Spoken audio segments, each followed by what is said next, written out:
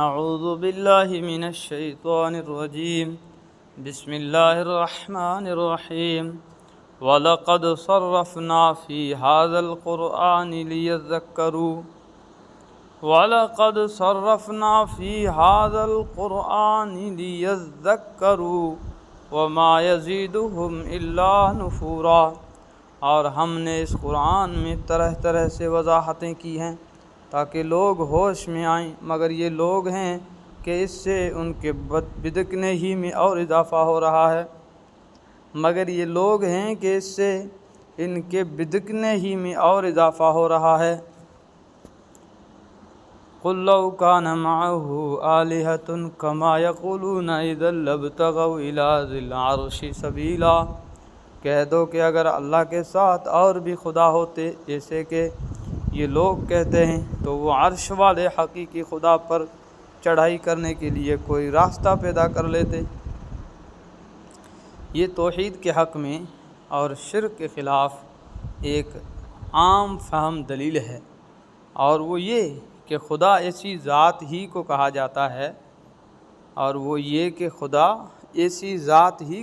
جاتا ہے جو ہر کام پر قدرت رکھتی ہو اور کسی کے حکم کے تابع نہ ہو۔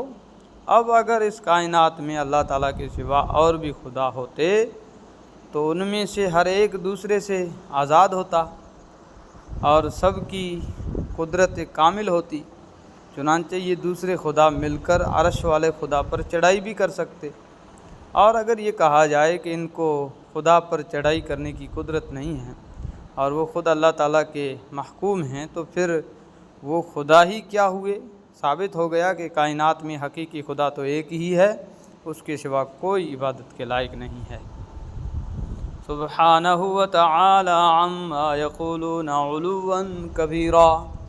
حقیقت یہ ہے کہ جو باتیں یہ لوگ بناتے ہیں اس کی ذات ان سے بالکل پاک اور بہت بالا و برتر ہے۔ حقیقت یہ ہے کہ جو باتیں یہ لوگ بناتے ہیں اس کی ذات ان سے بالکل پاک اور بہت بالا و برتر ہے۔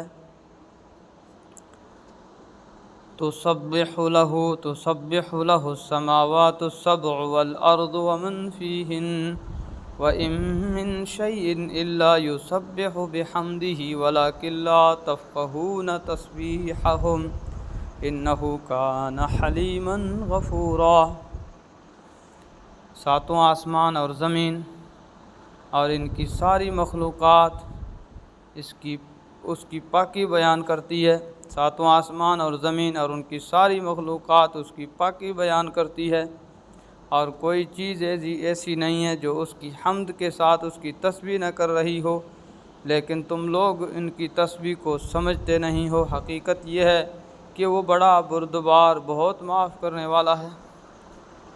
اس کا مطلب یہ بھی ہو سکتا ہے کہ یہ ساری چیزیں زبان حال سے اللہ تعالیٰ کی تسبیح کرتی ہیں، کیونکہ ان میں سے ہر چیز ایسی ہے کہ اگر اس کی تخلیق پر غور کیا جائے تو وہ اللہ تعالیٰ کی قدرت کاملہ اور اس کی وحدانیت پر دلالت کرتی ہے، نیز ہر چیز اسی کے تابع فرمان ہے، اور یہ مطلب بھی کچھ بعید نہیں کہ یہ ساری چیزیں حقیقی معنی میں تسبیح کرتی ہوں اور ہم اسے نہ سمجھتے ہوں، کیونکہ اللہ تعالیٰ نے کائنات کی ہر چیز یہاں تک کہ پتھروں میں بھی ایک طرح کی حس پیدا فرمائی ہے، اور یہ بات قرآن کریم کی کئی آیتوں کی روشنی میں زیادہ صحیح معلوم ہوتی ہے، اور آج کی سائنس نے بھی یہ تسلیم کر لیا کہ پتھروں میں بھی ایک طرح کی حس پائی جاتی ہے۔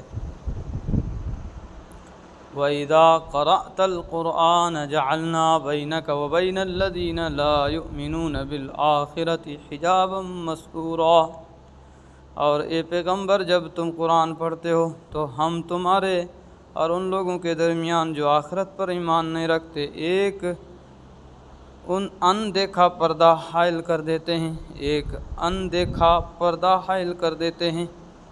جو لوگ اپنی اصلاح اور آخرت کی فکر سے غافل ہو کر بس دنیا کے پیچھے پڑے رہتے ہیں اور حق کی کوئی طلب ان کے دلوں میں پیدا نہیں ہوتی، بلکہ وہ حق کے مقابلے میں ضد اور عناد کی روش اختیار کر لیتے ہیں، وہ حق کو سوچنے سمجھنے سے محروم ہو جاتے ہیں۔ یہی وہ اندیکھا پردہ ہے جو ان کے اور پیغمبروں کے درمیان حائل ہو جاتا ہے۔ اور یہی وہ غفلت کا غلاف ہے جو ان کے دلوں پر مسلط ہو جاتا ہے اور ان کے کانوں میں وہ گرانی پیدا کر دیتا ہے، جس کی بنا پر وہ حق بات سننے کی صلاحیت سے محروم ہو جاتے ہیں۔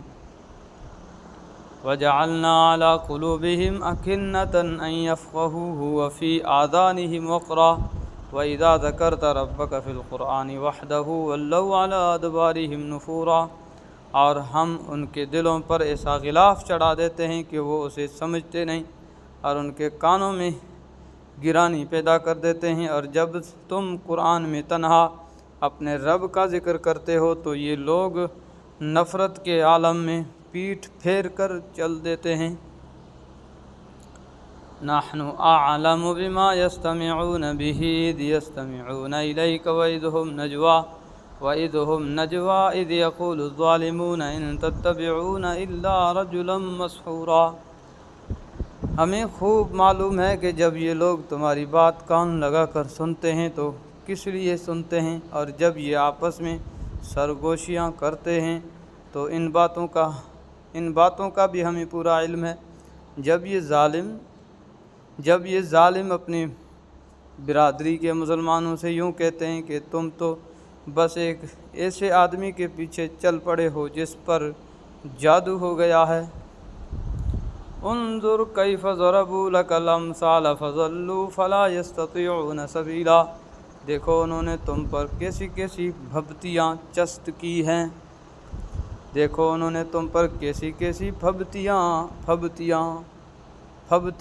چست کی ہوئی ہیں، دیکھو انہوں نے تم پر کیسی کیسی بھبتیاں چست کی ہیں، یہ راہ سے بھٹک چکے ہیں چنانچہ یہ راستے پر نہیں آ سکتے۔ وَقَالُوا أَإِذَا كُنَّا عِظَامًا وَرُفَاتًا أَإِنَّا لَمَبْعُوثُونَ خَلْقًا جَدِيدًا، اور یہ کہتے ہیں کہ کیا جب ہمارا وجود ہڈیوں میں تبدیل ہو کر چورا چورا ہو جائے گا تو بھلا کیا اس وقت ہمیں نئے سرے سے پیدا کر کے اٹھایا جائے گا۔ قُلْ كُونُوا حِجَارَةً أَوْ حَدِيدًا، کہہ دو کہ تم پتھر یا لوہا بھی بن جاؤ، کہہ دو کہ تم پتھر یا لوہا بھی بن جاؤ۔ أَوْ خَلْقًا مِّمَّا يَكْبُرُ فِي صُدُورِكُمْ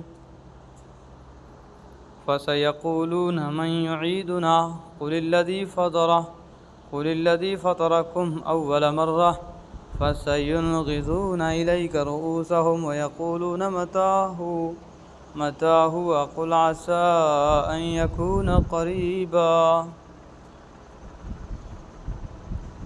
یا کوئی اور ایسی مخلوق بن جاؤ جس کے بارے میں تم دل میں سوچتے ہو کہ اس کا زندہ ہونا اور بھی مشکل ہے، پھر بھی تمہیں زندہ کر دیا جائے گا۔ اب وہ کہیں گے کہ کون ہے دوبارہ زندہ کرے گا؟ کہہ دو کہ وہی زندہ کرے گا جس نے تمہیں پہلی بار پیدا کیا تھا۔ پھر وہ تمہارے سامنے سر ہلا کر کہیں گے کہ ایسا کب ہوگا؟ کہہ دینا کہ کیا بعید ہے کہ وہ وقت قریب ہی آ گیا ہو۔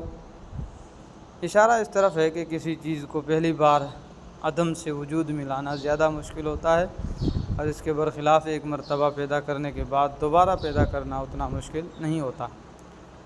جس خدا نے پہلی بار پیدا کرنے کا زیادہ مشکل کام اپنی قدرت سے انجام دیا ہے، اس کے بارے میں یہ ماننے میں کیا دشواری ہے کہ وہ دوبارہ بھی پیدا کر سکتا ہے۔